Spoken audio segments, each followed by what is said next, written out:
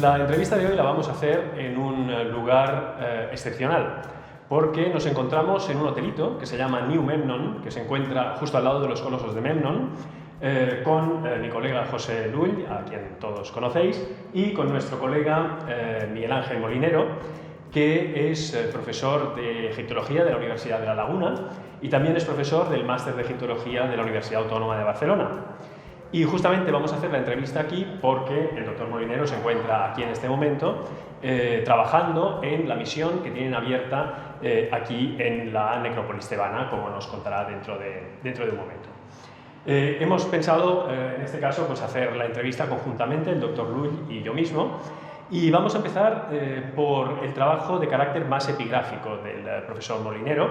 a quien saludamos. Buenas noches, Miguel. Hola, ¿qué tal? Buenas noches.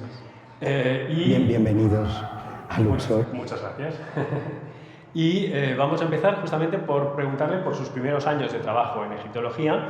porque esos años se caracterizaron sobre todo por un trabajo relacionado con los textos funerarios y con la epigrafía, con el trabajo epigráfico. De hecho, tú hiciste la tesis doctoral sobre los textos de las pirámides.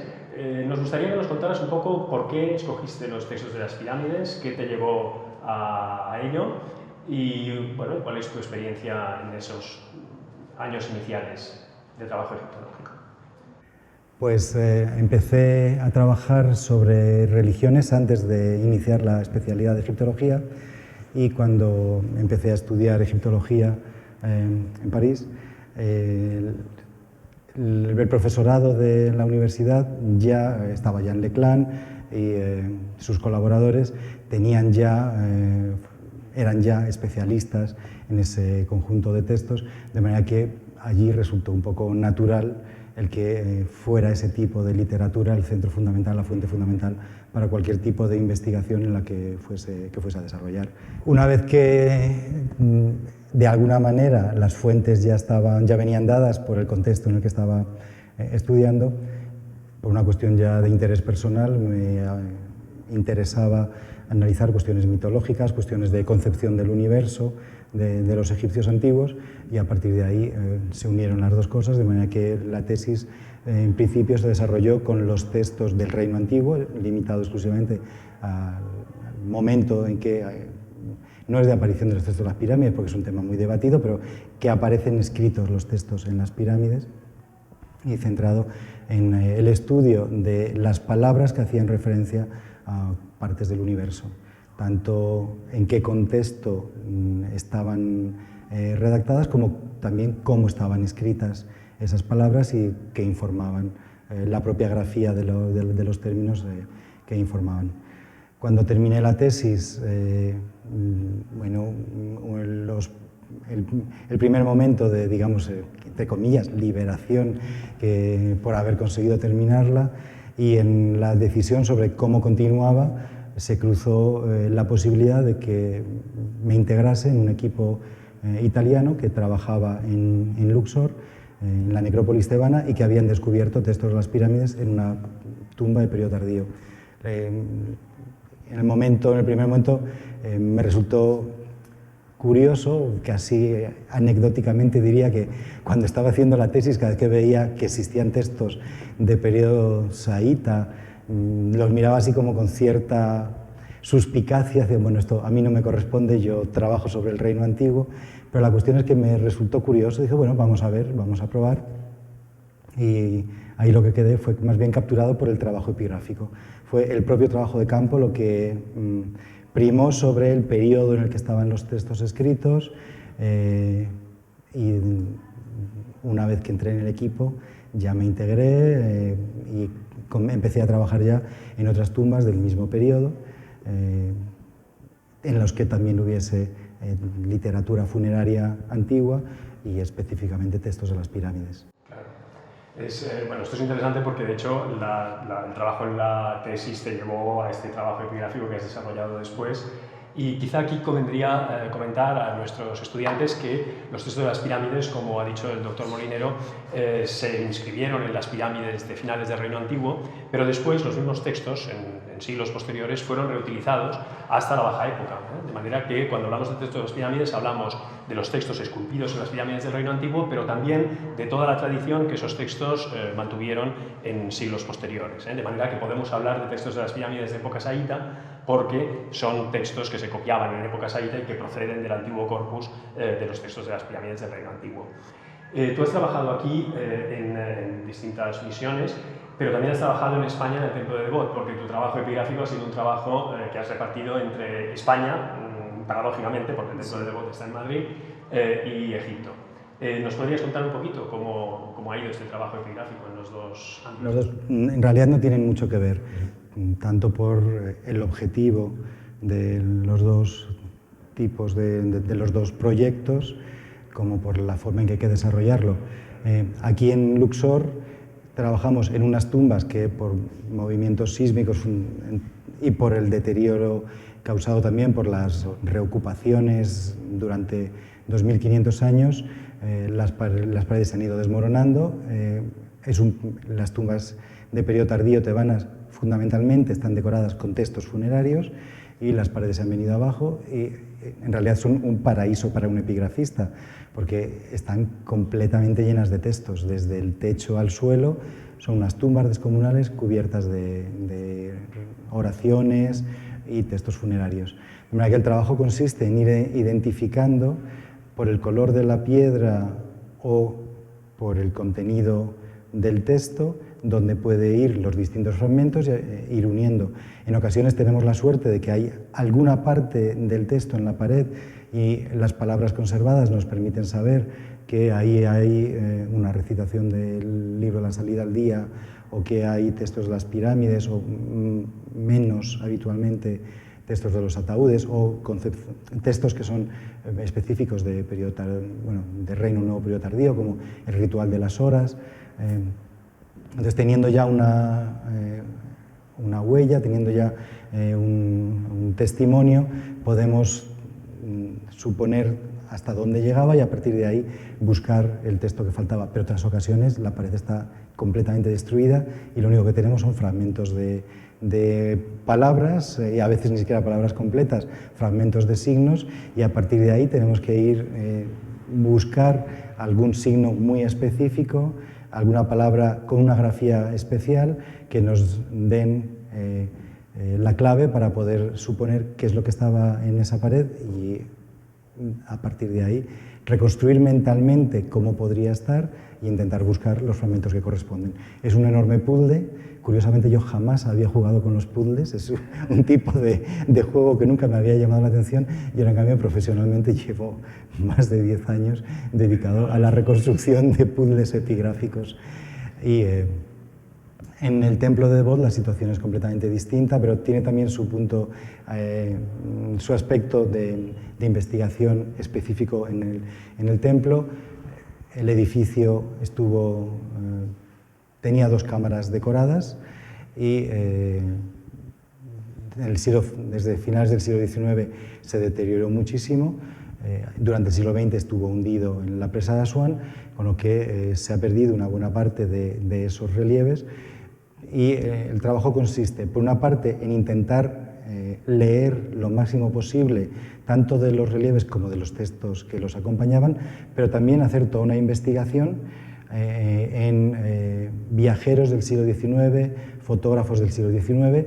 que pasaron por Devot y que hemos ido descubriendo que copiaban una frase, copiaban un relieve, hacían un calco, hacían una fotografía, de manera que estamos reuniendo toda esa documentación y en la actualidad todavía no está publicado, pero ya estamos empezando a darlo a conocer. No solamente hemos hecho una copia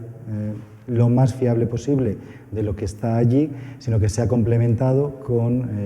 fotografías, con documentación antigua e incluso disponemos de documentos de las partes del templo que se han perdido, pero que a través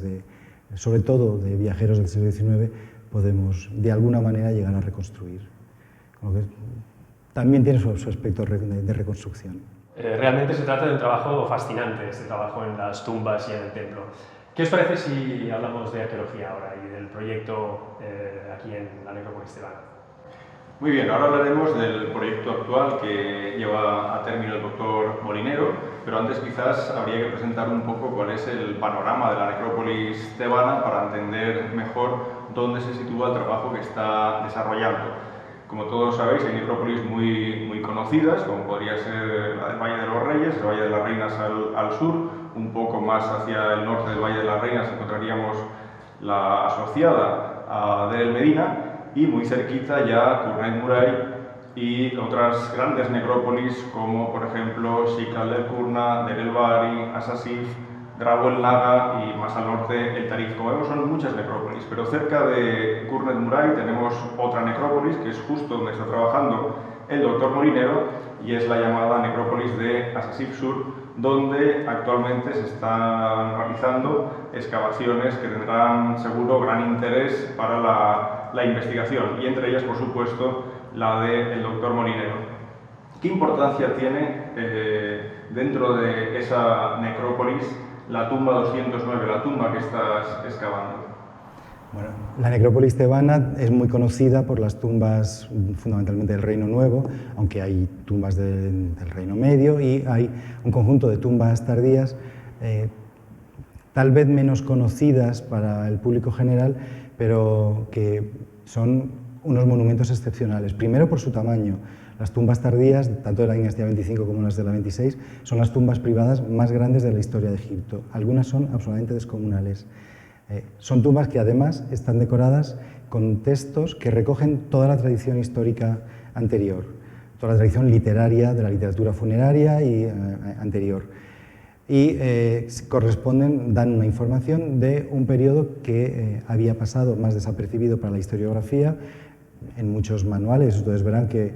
a partir de los pueblos del mar y el final del Reino Nuevo, se soluciona con un capitulito de la decadencia. Evidentemente,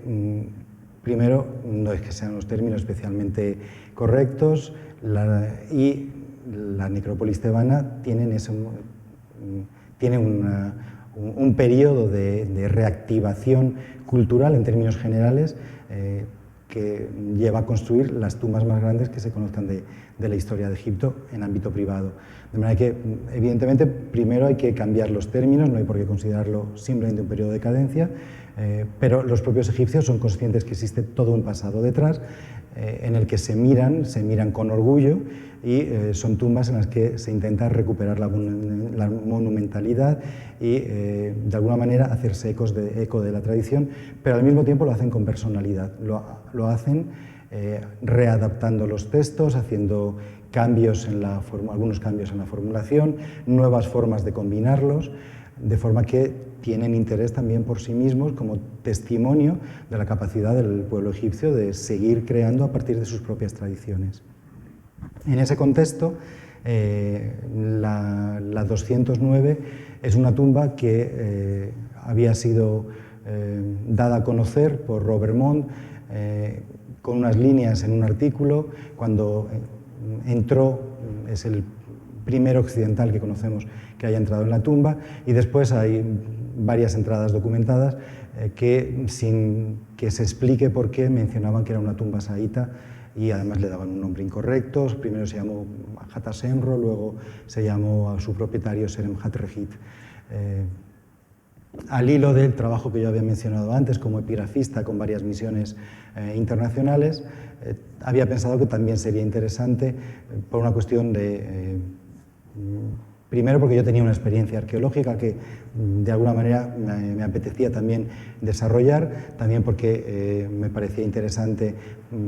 como continuación de los trabajos que hacía el grupo de investigación de la Universidad de La Laguna, tener una concesión en Egipto en la que de alguna manera también apoyar esos trabajos y que fuese también, que de alguna manera se aprovechara también, se beneficiara de los conocimientos que habíamos ido adquiriendo. Y a la hora de elegir una tumba pensamos en esta porque primero no es tan grande como las más conocidas. La idea no era tener una tumba de 3.000 o 4.000 metros cuadrados, que posiblemente hasta se escapase a mi capacidad vital de llegar a terminar su estudio y reconstrucción. y a la hora de elegir nos volcamos por esta porque tiene una arquitectura un poco diferente a las otras, de manera que efectivamente podía ser testimonio simplemente ya del final de las tumbas tardías, pero ¿por qué no? También podíamos plantearnos que correspondiese al periodo inicial en el que se experimentan, una investigadora, Julia Budka, lo llama el periodo experimental, se ensayan distintos modelos y las rarezas que tenía esta tumba en los planos de los visitantes antiguos podían deberse a esa situación. Está en un wadi, ya el propio emplazamiento de la tumba la hace distinta también, porque la puerta de la tumba da hacia un lugar por el que circula el agua, de manera que circula de vez en cuando el agua, de manera que no sabíamos si podría haber algún tipo de relación con el agua, y al mismo tiempo está en un lugar donde en la desembocadura del wadi se habían encontrado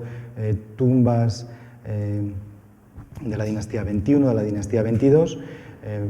En las últimas décadas varios equipos han empezado también a trabajar al final del wadi, en la zona del Ramesseum, y están encontrando tumbas. Recientemente, por ejemplo, se ha encontrado la de Karomama, y al otro lado del wadi un equipo egipcio norteamericano estaba reconstruyendo unas tumbas enormes, dándolas a conocer y reconstruyendo de la dinastía 25. De manera que había la posibilidad de que correspondiese a un periodo entre el final de las dinastías 21, 22, la 22A, de la que se habla ahora, podía ser del comienzo de la 25, que había esa posibilidad. Y el hecho de que el nombre no estuviese documentado añadía interés. De manera que finalmente, por razones arquitectónicas, de emplazamiento, la ubicación entre otras tumbas con cronologías que de alguna manera tenían una continuidad desde la desembocadura del wadi hacia el interior, decidimos solicitar esta tumba y es por lo que hemos empezado a trabajar en ella. Llevamos 3 campañas, acabamos de empezar en estos días la cuarta, los resultados son prometedores. En la primera nos costó incluso encontrar dónde estaba la tumba ya, porque las riadas de los wadis, del wadi la habían ido cubriendo, de manera que yo tenía un recuerdo de 10 años antes que todavía se veía una parte vertical que podía corresponder a la fachada, pero la basura ya lo había cubierto cuando nos habían dado la concesión. Que los primeros días de la primera campaña fueron casi de intentar encontrar dónde podía estar, porque además llegamos a trabajar justo ya después de que los camiones y grúas habían demolido las casas de Gurna, y eso había provocado que también se hubiesen perdido las referencias topográficas. Toda la necrópolis tiene referencias topográficas, pero justamente en ese momento se habían perdido, ahora ya se han vuelto a recuperar, pero nosotros llegamos en el ínterim entre la destrucción de las casas y la recuperación de los puntos cartográficos. De manera que, bueno, la primera campaña fue además en el mes de julio, como estamos excavando ahora en pleno verano, y fue muy breve, pero al menos nos permitió tener la seguridad de que habíamos reubicado la 209, y en las 2 siguientes pudimos entrar en la tumba, está completamente cubierta por riadas, de manera que eso ha creado una vía de investigación, que son las riadas. En la necrópolis tebana llueve, de manera que la 209, que está en un wadi, se ha convertido para nosotros en un testimonio del clima y de qué forma el clima deteriora las tumbas en la necrópolis tebana, de manera que se ha desarrollado un proyecto secundario dentro del proyecto general, y además cada una de las puertas que por ahora estamos despejando tienen inscripciones, de manera que hemos encontrado un propietario cuyos títulos tienen un paralelo exacto con los títulos de los primeros nubios, las tumbas nubias más antiguas que se construyen en Luxor, de manera que por titulatura hay un paralelismo muy cercano con el comienzo de la dinastía 25, de manera que entronca con esa situación que había mencionado antes, la posibilidad de que la tumba correspondiese a ese periodo experimental en el que se están ensayando modelos, de manera que si eso lo confirmamos, y yo creo que tenemos argumentos para confirmarlo, o al menos para plantearlo como una hipótesis bien fundamentada, con unas premisas coherentes. Sería una de las tumbas en las que se ensayan lo que se convirtieron en modelos de tumbas tebanas de periodo tardío, dinastía 25, dinastía 26. ¿Y qué objetivos futuros te planteas tras 3 campañas de trabajo en la tumba 209?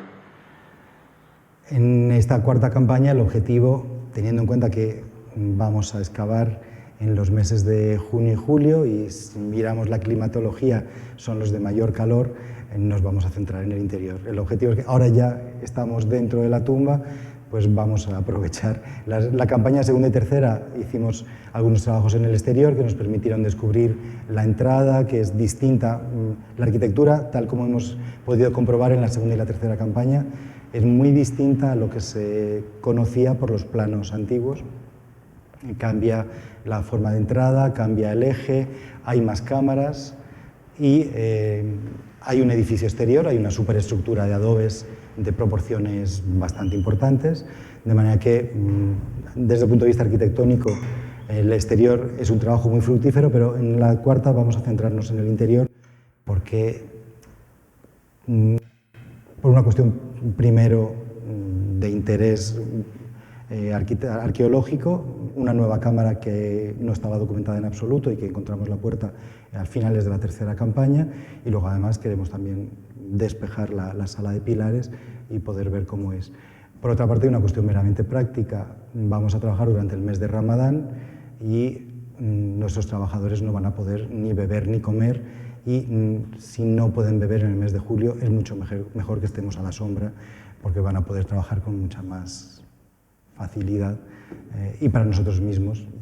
Dentro, sorprendentemente, entras en la tumba, como está en el fondo del wadi, hay una temperatura estable muchísimo más baja que en el exterior y se puede trabajar, se puede resistir sin problema estar trabajando en verano. De manera que tenemos el interés arqueológico, nuevas cámaras, despejar zonas que no estaban documentadas y luego la cuestión meramente práctica también con la que hay que contar en el trabajo de día a día. Durante la dinastía 25 y 26 se observa cómo en la necrópolis tebana las tumbas monumentales y otras de dimensiones más modestas tienen una particularidad, no todas, pero sí muchas de ellas. Por ejemplo, introducen techos astronómicos, el libro del día en la tumba de Ramosi de la dinastía 25, como la 209, o por ejemplo otro tipo de textos que nos llevan a épocas más antiguas, como los textos de las pirámides. En el caso de la tumba que estás trabajando, sí que hay sorpresas, pero no tanto en los textos, sino en la iconografía, en los relieves. ¿Qué puedes comentarme al respecto? La iconografía, hasta donde podemos reconocerla, parece una recuperación de modelos del Reino Antiguo. Por ahora hemos encontrado 4 puertas, las 4 están decoradas, y la puerta de la fachada podría ser perfectamente una estela del Reino Antiguo adaptada a la nueva función de ser la decoración de una puerta. Hay toda una serie de características, no está mencionado, el difunto no está calificado como Mahajeru, los relieves del final de las columnas en las jambas están sobredimensionados, de manera que actúan como representación del difunto y como determinativo del texto que está escrito por encima, y la propia forma del canon de proporciones, el atuendo del propietario se corresponden con el Reino Antiguo en una recuperación de modelos. Incluso posiblemente es algo que estamos investigando, ahí las referencias son más a Anubis que a Osiris, que también estamos intentando ver si eso nos da alguna pista respecto a los modelos precisos que se copian para la tumba. Y en realidad posiblemente esa idea de la recuperación de los modelos antiguos está en la base de la creación tanto de esta tumba como de todas las que le siguen. La recuperación de las tradiciones que ya había mencionado antes, arquitectónicas, literarias e iconográficas de todo el pasado egipcio. Hay un ejemplo, no puedo reproducirlo exactamente, pero así de memoria, en la tumba de Padiamenope, que es la tumba, yo creo, con mayor cantidad de textos del periodo tardío. A la entrada hay un texto junto a la imagen del difunto que dice algo así como tú que entras, tú que vienes a la necrópolis, si te interesa la literatura antigua, entra aquí, la tienes aquí copiada. Un texto absolutamente precioso y además genial, ¿no?, para entender cómo a partir de ese periodo se produce esa transmisión, que es también uno de tus campos de estudio. Bueno, yo espero que esa conciencia de recuperación del pasado, ¿no? Exactamente. Esperamos que a todos los estudiantes de Coursera les haya gustado esta entrevista. Desde luego para nosotros ha sido un placer poder estar aquí y además en Tebas Oeste junto al doctor Molinero, y obviamente les deseamos muchísima suerte en el futuro, que tengan muchos éxitos y que pues su trabajo sea, no puede ser de otra manera, un modelo a seguir en la egiptología. Muchas gracias. Muchas gracias a los dos. Muchas gracias por lo del modelo. Muchas gracias.